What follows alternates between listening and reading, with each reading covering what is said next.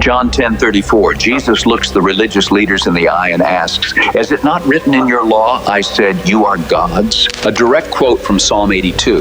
It's been in the scriptures for millennia, and yet for centuries they taught you precisely the opposite, that you were born in sin, that you're naturally inclined toward evil, that you need intermediaries to reach the divine. 90% of your mind operates without your supervision. That territory was programmed before you could even question it. Your parents planted wounds they inherited from their own parents. Religion installed guilt. Society imposed limitations. All of this is fermenting right now, manifesting as illness, sabotaging relationships, and locking doors that should be open. The key to knowledge exists. Luke 11:52 says it was taken from you, not lost, taken.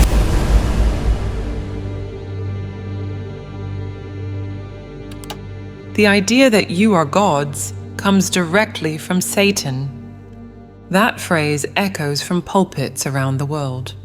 Preachers with impeccable academic credentials, surrounded by the magnificence of cathedrals that cost millions, repeat this warning with absolute conviction.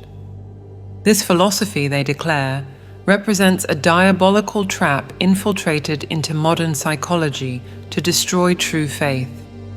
Thousands of people absorb this message without blinking. They don't verify it. They don't question it. They leave the temple with their minds programmed to reject any teaching that elevates them to a divine condition. Here's the problem. Open the Gospel of John. Chapter 10, verse 34, the very words of Jesus Christ. "Is it not written in your law? I said, you are gods." Stop and absorb that for a moment. Jesus doesn't attribute this statement to Satan. He doesn't condemn it as heresy. He claims it as scriptural truth. He's quoting Psalm 82, verse 6, where God himself proclaims, "I said, you are gods, and all of you are children of the Most High." This is in the Bible. It has always been there. And yet, preachers call this very same idea a satanic trap. How is that possible? The answer isn't complicated, it's just uncomfortable. The traditional religious system needs to keep you in a position of dependence. If you believe you're a miserable sinner, incapable of any direct connection with the divine, you'll keep seeking salvation outside of yourself. You'll keep coming back to the temple. You'll keep depositing your offerings. You'll keep sustaining the institutions that promise to mediate your connection with God. But if you awaken to the truth that you carry the divine spark within you, what would you need intermediaries for? That question has haunted religious structures for 2,000 years. Jesus had contempt for the religious tradition of his time.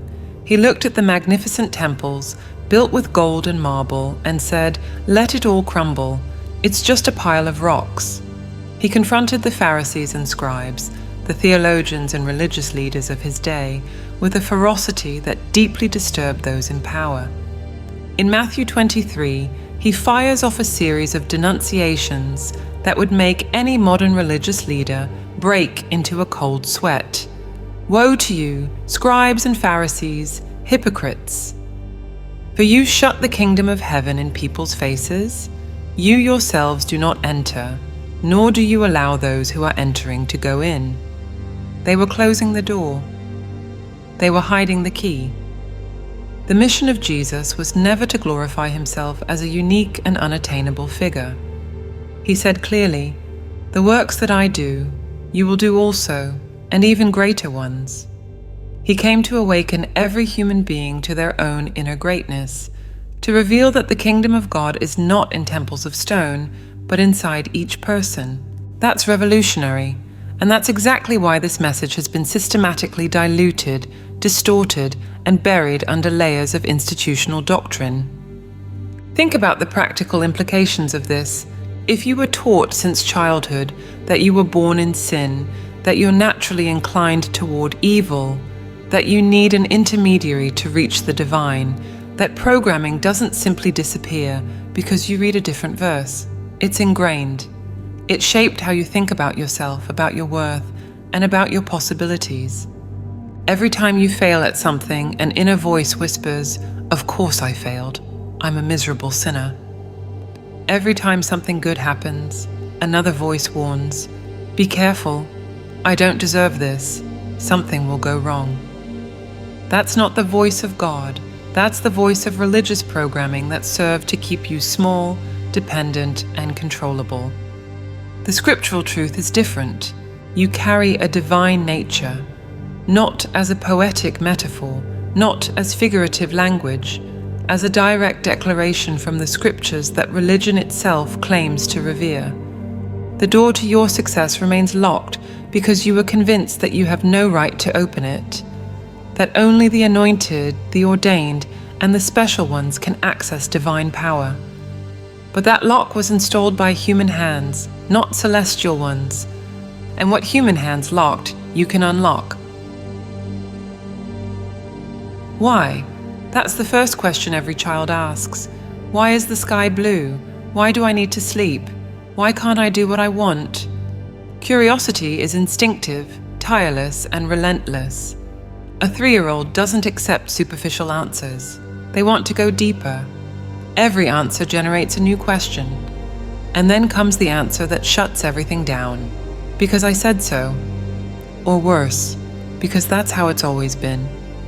That child's father, 3 decades earlier, asked the same questions. He received the same answers.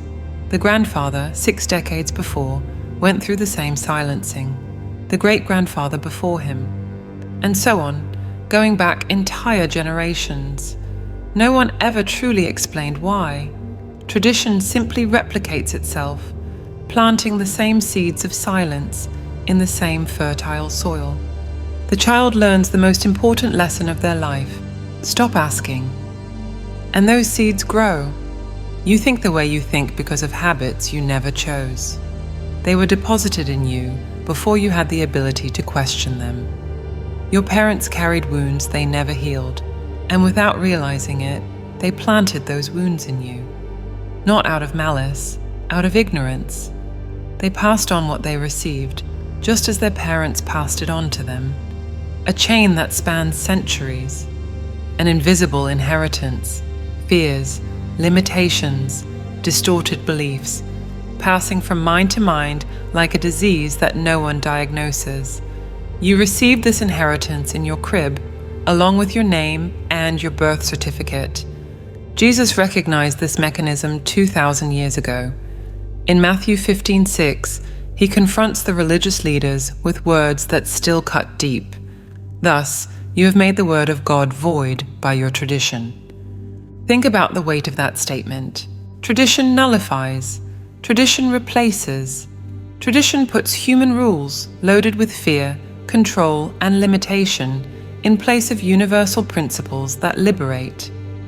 Jesus wasn't just talking about rituals in the temple. He was exposing a pattern that operates in every dimension of human life.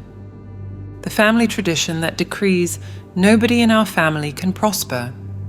The social tradition that establishes people like us don't make it. The religious tradition that hammers you were born in sin and need external salvation. The school tradition that labels this student doesn't have the ability. Each of these voices planted seeds in your subconscious, and those seeds didn't stay dormant. They germinated in silence, forming roots that now determine what you believe is possible for your life. Here's what nobody told you about those roots. They bloom. And when they bloom, the harvest is bitter. All the resentment you swallowed in silence. All the hatred you pretended not to feel. All the hurt you buried in order to move on. All the humiliation you pushed to the back of your memory. That material doesn't disappear. It ferments in the depths of the mind, like wine that's soured in the barrel, and eventually it overflows.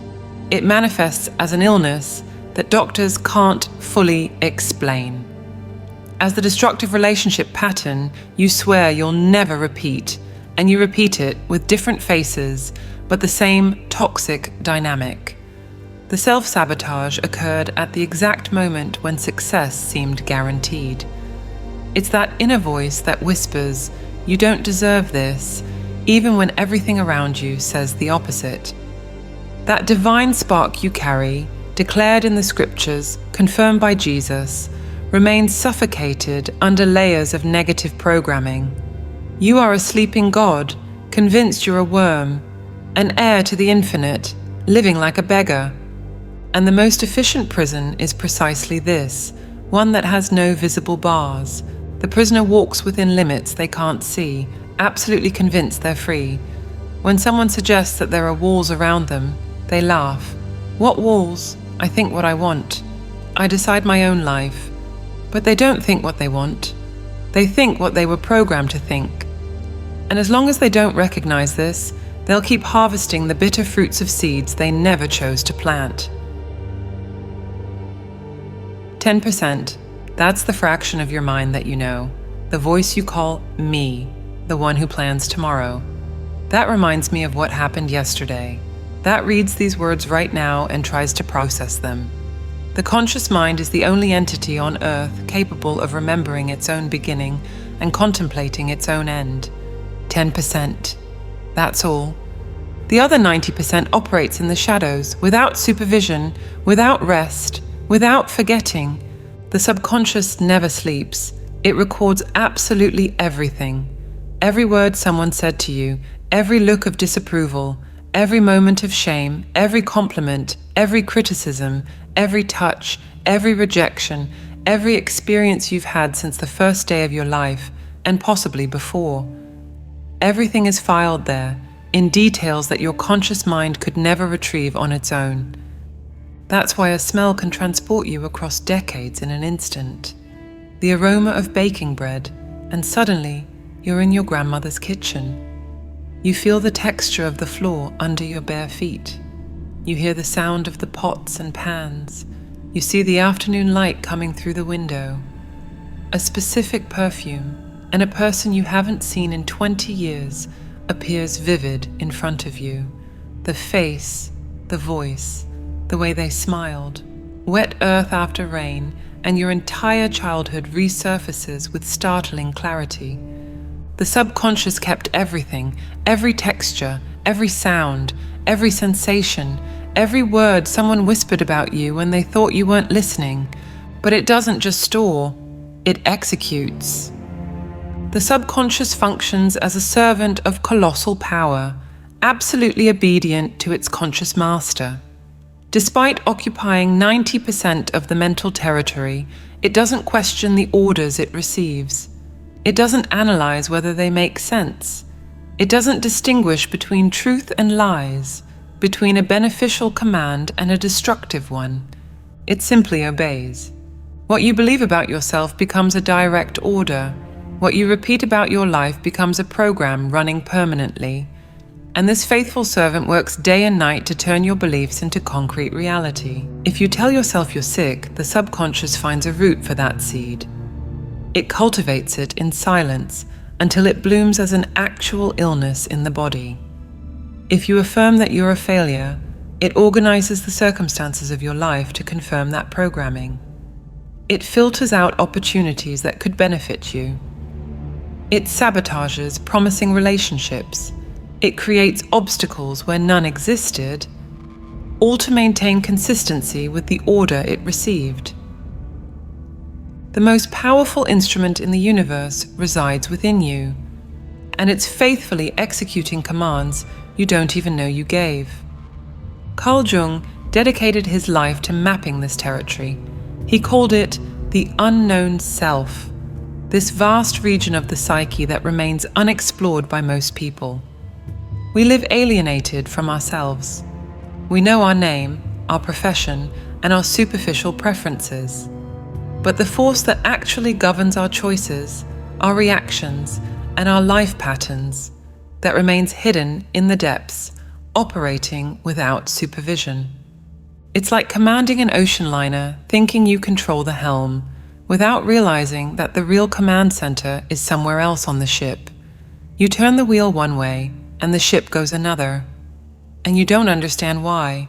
Every time your parents said, "You won't make it," an order was recorded. Every time a teacher said, "You're not good at this," a program was installed. Every time religion hammered, "You're a miserable sinner," a command was engraved in the depths. Every time you repeated to yourself, "I don't deserve it," the servant took note and started working. And it obeyed. It continues to obey right now. That divine nature you carry, confirmed in the scriptures, declared by Jesus, hasn't disappeared. It's there, intact, waiting. But 90% of your mind received contrary instructions, instructions of limitation, instructions of failure, instructions of unworthiness, instructions that you don't deserve to open certain doors. The problem was never a lack of potential. The problem is that your potential is being sabotaged from within by a servant that only follows orders. The door to your success remains locked because the very guardian of that door, your subconscious, received the order to keep it closed. I form the light and create darkness. I make peace and create evil. I, the Lord, do all these things. Isaiah 45:7, a verse that few preachers dare to read out loud, and when they do read it, they pass over it quickly, as if it were a translation error or an obscure metaphor that doesn't deserve attention. God creates evil? The statement seems to contradict everything that traditional religion teaches. Good comes from God, evil comes from the devil. That's the comfortable division we learned since childhood. Two teams, two forces, a cosmic war where you need to choose the right side. But the scriptures say something else, and that something else changes everything. What we call good and evil are not two separate forces in eternal combat. They are two different uses of a single force. The power is one. What changes is how that power is directed. Think about atomic energy. The same force that lights up millions of homes can destroy entire cities in seconds. Hiroshima and Nagasaki experienced one use of that energy.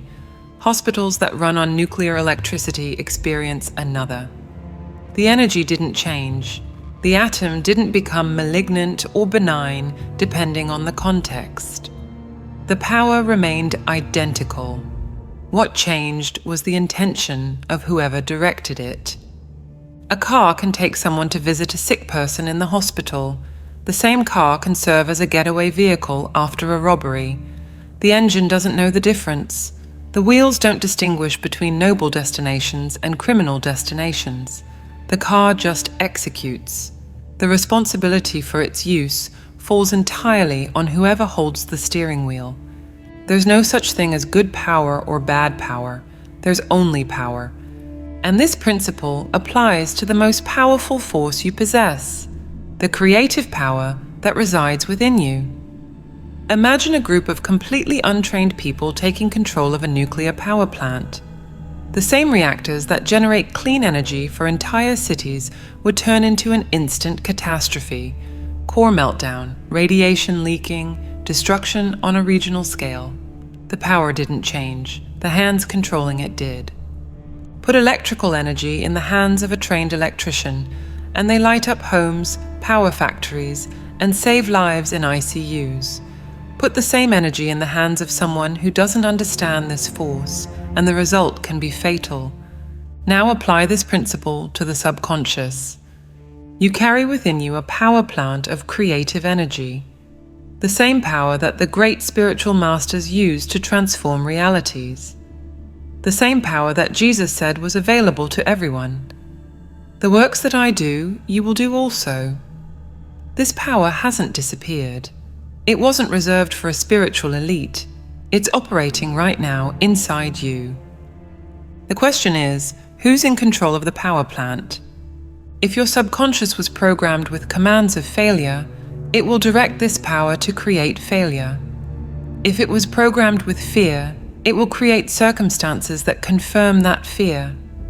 If it was programmed to believe you're a miserable sinner, unworthy of blessings, it will organize your life to confirm that programming.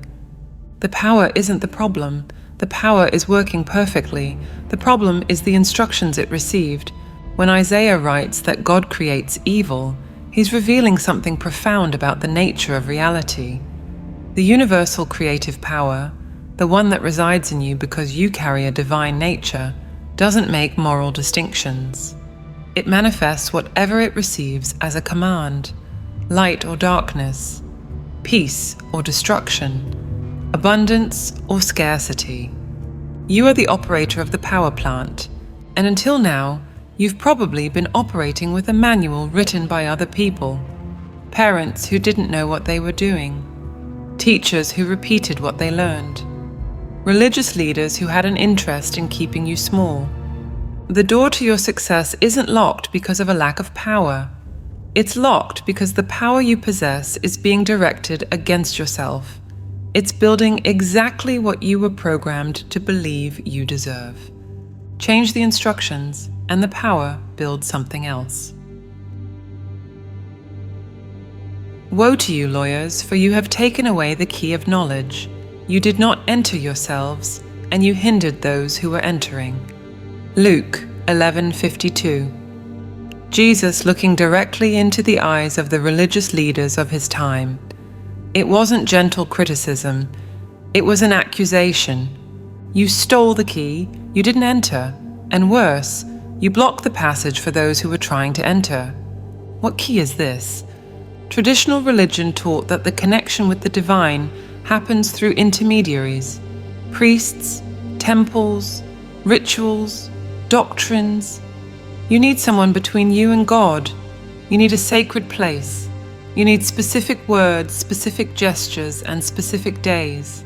But Jesus said something else. The kingdom of God is within you. Not in Jerusalem, not in Rome, not in any temple. Within. The key of knowledge doesn't exist in buildings of stone or ancient scrolls. It lies in the act of going within yourself, of crossing the threshold that separates the conscious mind from the vast subconscious territory, of exploring this region that religion insists on keeping closed. Why? Because when you enter, you no longer need intermediaries. And here's what's fermenting behind that locked door. Everything your parents mistakenly placed in your subconscious during childhood, every limiting belief, every prophecy of failure, every "you won't make it" and "who do you think you are?" Everything the church programmed in a distorted way, the guilt, the fear of hell, the shame of the body, the distrust of your own thoughts, everything that government, school, friends, and society deposited as absolute truths, when in reality they were just opinions dressed up as facts. All of that material is there, fermenting, for decades. In his book, The Undiscovered Self, Jung mapped this territory with surgical precision. He showed that most people live alienated from themselves. We know the surface, name, profession, preferences. But the vast region that actually governs our lives remains unexplored. And what we don't explore controls us. And it's like living in a house where you only know the living room. The other rooms are locked. You hear noises coming from there. Sometimes strange smells. Sometimes the temperature changes for no apparent reason. But you never open those doors. Someone told you it was dangerous, that it was better not to mess with it, that some things should remain closed. And meanwhile, what's locked away keeps growing. The door to your success remains closed because you don't have the key. Or rather, you have it, but they taught you to be afraid to use it. That key is called meditation. Not the empty ritual of repeating words without meaning. Not the religious performance of appearing devout while the mind wanders elsewhere. True meditation, the act of turning off the external voices and tuning into inner wisdom, of silencing the noise of the world to hear what dwells in the depths. When Jesus said, "Seek first the kingdom," he was pointing to this inward journey, not upward toward the clouds, not outward toward temples and altars, inward, where the kingdom has always been. But religion inverted the direction. It pointed outward, upward, anywhere but inward. Because inside, you find the divine spark you carry. And if you find that, what would you need intermediaries for? As long as that door remains closed, all the emotional garbage will keep fermenting. It will keep creating illnesses that doctors can't fully explain. It will keep sabotaging relationships before they can blossom. It will keep building invisible walls between you and the success that should be yours by birthright. The bolt is double. Fear on the outside, ignorance on the inside. Fear of looking at the shadows. Ignorance that the shadows contain exactly what you need to set yourself free. The key exists. It has always existed. It wasn't destroyed, only hidden. And now you know where to look. The subconscious functions like the Garden of Eden mentioned in the scriptures. Genesis begins with a garden, and humanity received a specific task to cultivate that garden, to tend the vineyard, to prune the weeds, to plant the tree of life. The choice of symbol wasn't accidental. That garden isn't somewhere remote in the Middle East. It's inside you. It's the territory of the subconscious, 90% of your mind, where everything you've ever experienced is planted. And look at the current state of that garden. It overflows with poisonous plants, programming of failure, seeds of fear, roots of inadequacy that have spread for decades without anyone to prune them. When someone said, "You'll never make it," a poisonous seed found fertile soil. When you heard you're worthless, another weed sprouted. When religion hammered, "You're a miserable sinner," more thorns grew where flowers should have been. You inherited this garden already infested, and no one taught you how to take care of it. Romans 12:2 offers the instruction that was missing. Do not be conformed to this world, but be transformed by the renewing of your mind. Renewal, not destruction, not abandonment. Renewal. The mind works like a computer. You can't heal it by laying hands on the monitor. You can't fix a faulty program by singing hymns to the processor. You need to access the system, identify the corrupted code, replace it with new instructions. The subconscious doesn't distinguish between truth and lies. It accepts whatever you affirm as a direct command. If you declare that you're sick, even when you're healthy, it begins to create the conditions for illness. If you declare that you're well, even while coughing, it activates the mechanisms for recovery. Doctors like Bernie Siegel and Dean Ornish have documented this principle in their patients. Visualization, the act of imagining healing taking place, triggers real physiological responses. The body doesn't know you're just imagining.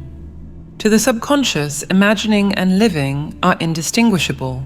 Both are commands.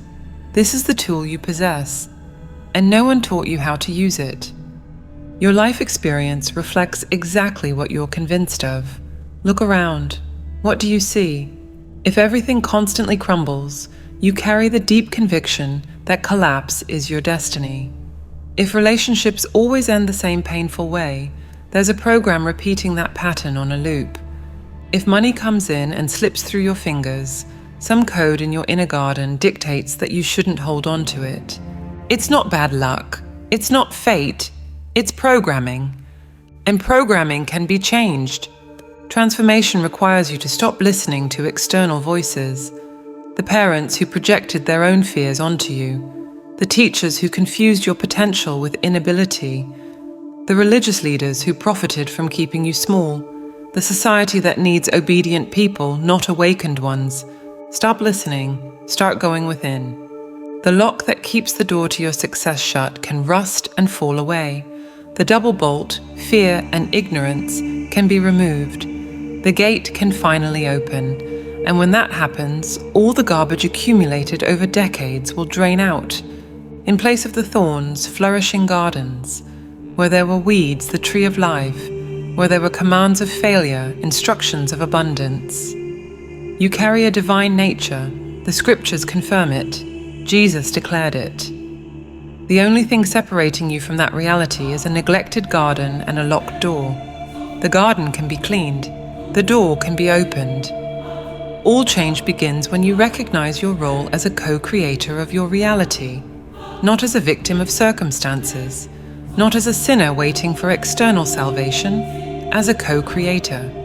And the only way to access this creative power that resides within you is through meditation. the act of silencing the external world and entering the inner kingdom. Now you understand. You're not a failure because the universe decreed it so. If something isn't the way it should be, it's because you programmed yourself for that to happen. You're not small because you were born small. You're small because you let external voices implant that code in your subconscious. Change doesn't begin in conversations, in reading books, or in wishful thinking. Change begins when you close your eyes, turn off the external world, and enter the only temple that matters, your own consciousness. Meditation is the key, silence is the tool, and transformation is inevitable when you truly decide to open that door. If this video resonated with you, write in the comments, "This makes sense to me." Click the link on the screen or in the comments to access the tools that will help you start this journey of inner reprogramming today.